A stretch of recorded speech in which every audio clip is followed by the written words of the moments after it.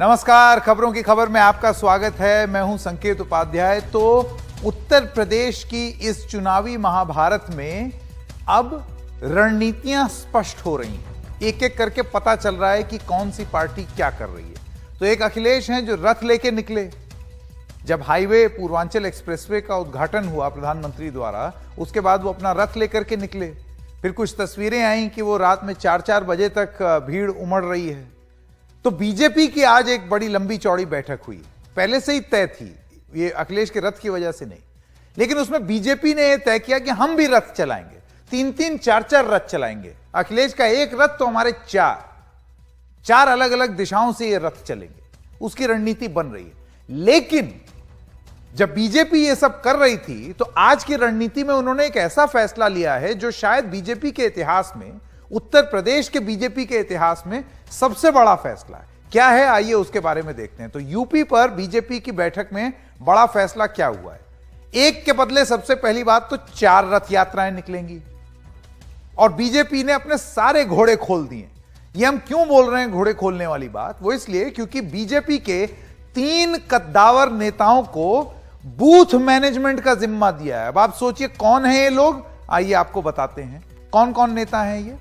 JP Nadda party के अध्यक्ष को गोरखपुर और कानपुर का जिम्मा दिया, यानी कि यहां के जो भी बूथ होंगे उन बूथ इंचार्ज की पूरी जिम्मेदारी जेपी नड्डा के ऊपर है।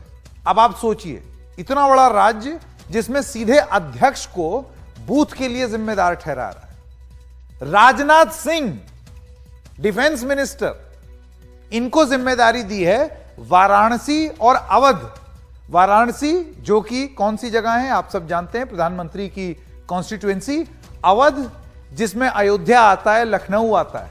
अयोध्या जो कि कितना जरूरी है इस चुनाव में, आप देख रहे हैं हर पार्टी वहां पर जा रही है। तो उसकी बूथ लेवल की जिम्मेदारी, बूथ इंचार्ज से टच में रहने की जिम्मेदारी राजनाथ सिंह की। और अमित शाह जो 2014 में पूरी तरीके से यूपी के लिए इंचार्ज थे और जिम्मेदार थे, वो इस बार ब्रिज इलाका यानी कि मथुरा, छाता, वृंदावन, गोवर्धन, इस सब इलाके के अलावा पश्चिमी उत्तर प्रदेश यानी कि मुजफ्फरनगर, सहारनपुर, इन सब जगहों के लिए अमित शाह जिम्मेदार होंगे। ये जरूरी क्यों है भैया? वेस्टर्न यूपी ही है जहां सबसे ज्यादा किसान आंदोलन का प्रभाव देखने को मिला है, जाट बहुल इलाका।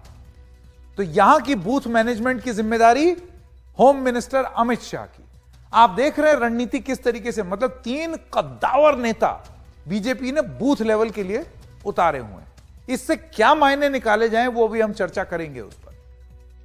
मतदाताओं से सीधे संपर्क के लिए रथ यात्राएं भी निकालेगी बीजेपी। कौन करेगा अभी वो सब तय नहीं हुआ है।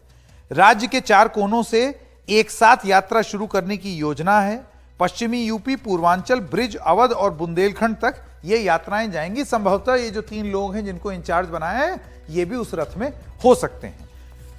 तो आइए सीधा रुख करते हैं अपने मेहमानों का। जब हम ये बड़ा सवाल पूछते हैं कि इसके पीछे मंशा, मकसद क्या है और इसके मायने क्या निकाले जाए।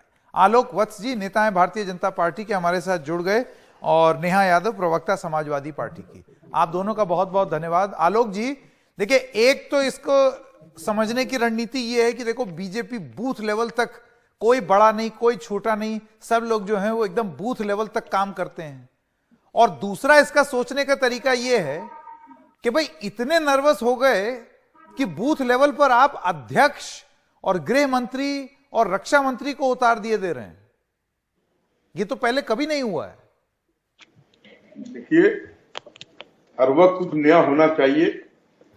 एंड संकेत जी, पॉलिटिक्स इज, आपको सुना होगा, everything is fair in love and war, and politics is a diluted war.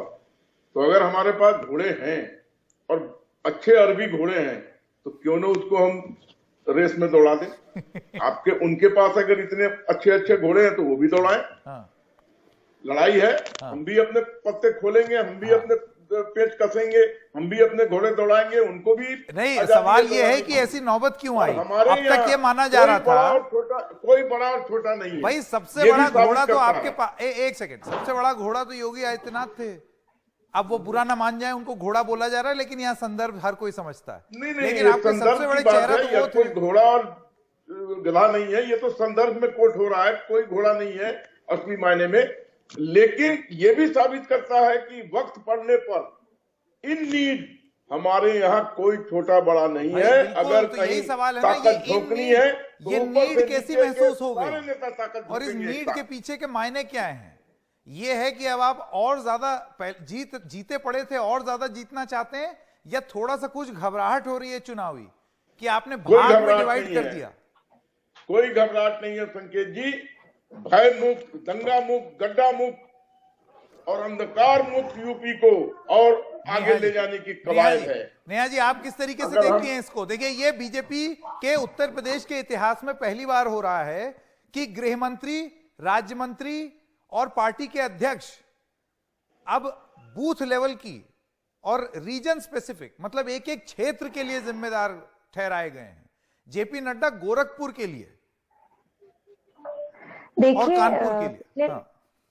देखिए, पिछले 4.5 साल तक उत्तर प्रदेश में योगी आदित्यनाथ जी को चेहरा बना करके रखा गया, और जैसे ही चुनाव आ गया तो प्रधानमंत्री जी स्वयं आकर के उत्तर प्रदेश में कूद गए। पूरे भारतीय जनता पार्टी के सारे नेता उत्तर प्रदेश में आना शुरू कर दिया। मैं पूछना चाहती हूँ, जब उत्तर प्रदेश की लड़कियों की अस्मिता के साथ खिलवाड़ हो रहा था, हत्या होकर के लाशें जला दी जा रही थी, तब प्रधानमंत्री जी कहाँ थे? जब पुलिस कस्टडी में मौतें हो रही थी, तब प्रधानमंत्री जी कहाँ थे? जब किसानों के ऊपर भारतीय जनता पार्टी के नेताओं ने गाड़ी चला दी, तब प्रधानमंत्री जी कहाँ थे? और भारतीय जनता पार्टी के वरिष्ठ नेता कहाँ थे? तो जिस तरह से भारतीय जनता पार्टी के लोगों को पता है कि इनकी सरकार जाने वाली है और समाजवादी पार्टी की सरकार पूर्ण बहुमत से उत्तर प्रदेश में आने वाली है, की भीड़ इकट्ठी करने का तो बहुत प्रयास किया। 40 लाख रुपए मांगे गए, उसके बावजूद भी ये भीड़ नहीं इकट्ठी कर पाए। और उन्हीं बूथ लेवल की जो स्ट्रेटेजी है, देखिए पहली बार नहीं है कि booth level management Bharatiya Janata party कर रही है। यहाँ अनोखी बात यह है कि बड़े बड़े नेता उतारे गए हैं। जैसे 2014 में मुझे अच्छे से याद है, अमित शाह पूरी तरीके से, वो यूपी के इंचार्ज थे, पूरी तरीके से जिम्मेदार थे। यहां पर यूपी के अध्यक्ष के होने के बावजूद आलोक वत्स जी यूपी में इंचार्ज, और वो भी एक नहीं, दो नहीं, तमाम इंचार्ज हैं यूपी के लिए। बहुत सारे मंत्री हैं, मिनिस्टर्स हैं केंद्र के, जो कि यूपी के इंचार्ज हैं। रिपोर्ट मिल गई है कि इनकी सरकार जाने वाली है, ये डर है इनका। तो आलोक वत्स जी, आरोप ये है कि ये सब फायर ब्रांड और फायर पावर इसलिए दिखाई जा रही है क्योंकि आपको डर है कि कहीं जमीन खिसक ना जाए। अब इससे पहले कि आप जवाब दें, कू ऐप पर नेहा रोहिल्ला जी ने एक सवाल पूछा। नेहा रोहिल्ला जी ने एक सवाल पूछा है और वो कहती हैं कि क्या बीजेपी एक बार फिर यूपी में अपना सिक्का जमा पाएगी? सत्यम शर्मा कहते हैं, मैं यूपी का रहने वाला हूं, यहां की खराब शिक्षा व्यवस्था के कारण पढ़ाई करने परिवार से दूर दिल्ली जाना पड़ता है, क्यों, कब तक? अजीत कुमार कहते हैं, रैली नेताजी की और पैसा जनता का, यह कितना सही है? अब मैं आपके पास आना चाहता हूं आलोक वत्स जी, इसको किस तरीके से देखा जाए? बढ़िया मैनेजमेंट या जमीन खिसकने का डर? कोई जमीन खिसकने का डर नहीं है। योगी जी के नेतृत्व में आज हिंदुस्तान में उत्तर प्रदेश हर मापदंड पे, प्रगति के मापदंड पे, कोविड में टीकाकरण के मामले में, इंफ्रास्ट्रक्चर देने के मामले में, सब में हिंदुस्तान में सेकंड पोजीशन पे आ चुका है। और आपको मैं बता दूं कि इकोनॉमी जो है वो 21.73 लाख करोड़ पे पहुंच चुकी है। 2017 में ये 10.90 लाख करोड़। आलोक जी, मैं बस एक ही सवाल पूछ रहा हूं कि जो अब तक नहीं किया वो अब करने की जरूरत क्यों महसूस हो रही है, जहां पर इतने बड़े बड़े नेताओं को आपने एकदम ब्लॉक लेवल पर उतार दिया? और ज्यादा सीटें जीतेंगे और प्रचंड बहुमत से आएंगे। तो आप ये कह रहे हैं इसका जमीन खिसकने से कोई लेना देना नहीं है, ये रणनीति कोई लेना देना नहीं है। अरे हम दिखाना चाहते हैं कि हमारे बड़े बड़े नेता भी छोटे काम में उतरने में कोई, ये तो बंगाल में भी हो रहा था, करते हैं। ये तो बंगाल में भी हुआ था। मैंने आपसे कहा ना, बहुत बड़े बड़े नेता आए थे। पॉलिटिक्स इज डाइल्यूटेड वॉर, और वॉर में अपने सारे घोड़े खोलना कहीं अपराध नहीं है। अच्छा, ठीक है। तो अगर जीत और हार, देखिए जीत और हार तो इसके दो पहलू हैं। ये जो एक्सप्रेशन है ना, जीते या ये थोड़ा हारे। ठीक नहीं लगता है। Everything is fair in love and war, ये अब वो पुरानी कहावत चली आ रही है, लेकिन ये कोई बहुत तुक बनाने मैंने वाली आपसे बात कहा ना, नहीं है। जीत के लिए हम अगर अपने सारे अस्त्र इस्तेमाल कर रहे हैं तो संकेत जी इसमें क्या गुनाह कर रहे हैं। अच्छा, और ठीक रही बात हार और जीत की, तो ये चुनाव में दोनों पहलू हैं।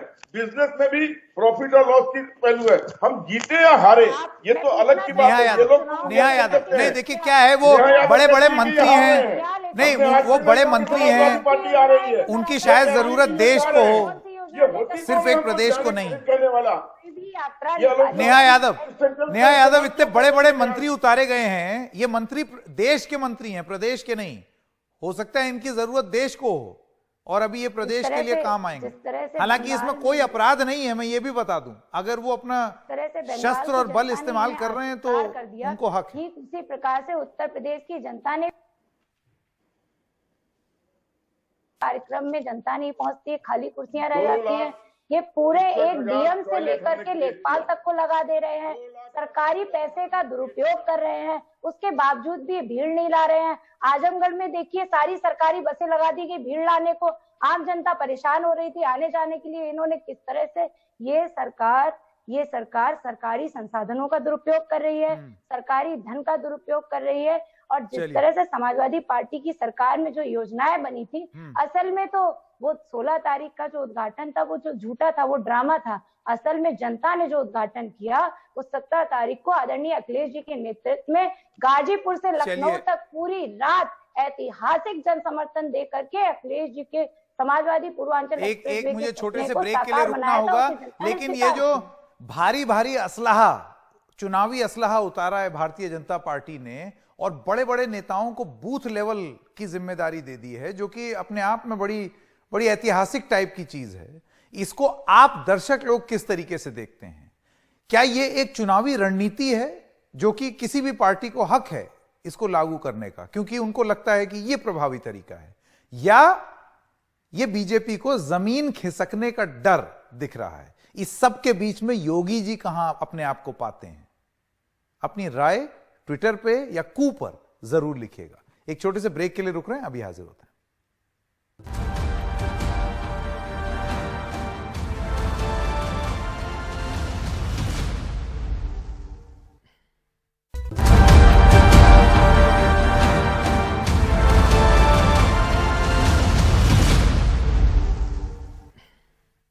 और आइए आप सुनते हैं कि उत्तर प्रदेश के भारतीय जनता पार्टी के अध्यक्ष स्वतंत्र देव सिंह ने क्या कहा। विजय यात्रा भी अपना संकल्प यात्रा भी 4 निकलने वाले हैं, वह नाम नहीं उसका तय हुआ है, उसके इंचार्ज बना दिए गए हैं। तिथि अभी तय किया जाएगा, वह रूट किस रूट से निकलेगा, कहां से निकलेगा, ये सब का ज्वाइनिंग कमेटी भी बना दी गई है आदरणीय लक्ष्मीकांत वाजपेयी जी। और चुनाव घोषणा पत्र, चुनाव घोषणा पत्र मेरा क्या होगा, वह भी कमेटी बना दी गई है।